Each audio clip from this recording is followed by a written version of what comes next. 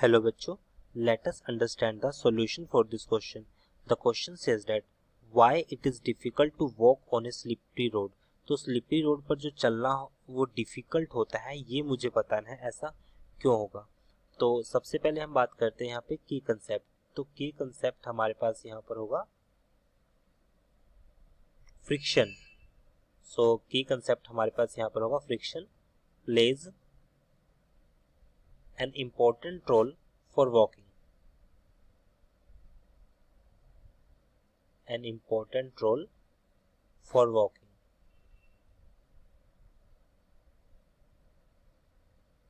So, अब हम इसमें बात करेंगे।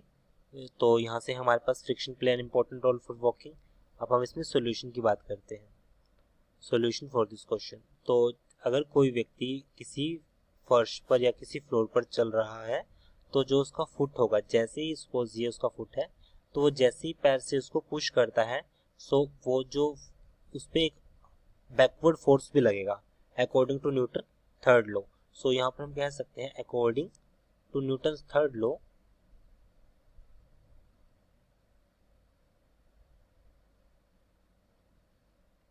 according to Newton's third law, an equal and opposite reaction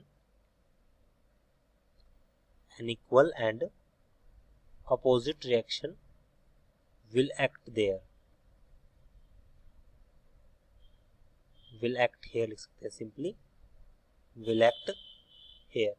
तो जिसकी वजह से वो बैकवर्ड जाएगा।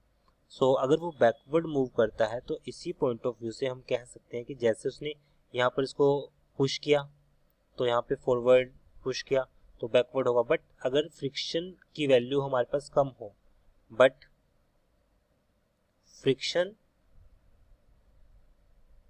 इज लेस, तो अगर फ्रिक्शन लेस होगा so reaction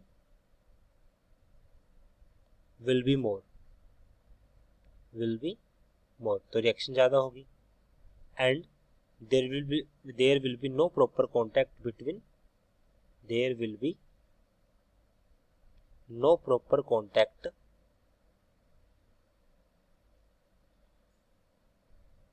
between floor and foot, जिसकी वजह से चलना डिफिकल्ट हो जाता है। That's why it's difficult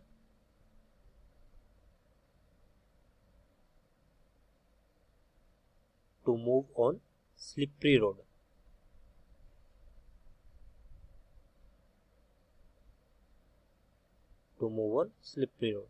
So it is our answer. I hope you understood this explanation. Thank you.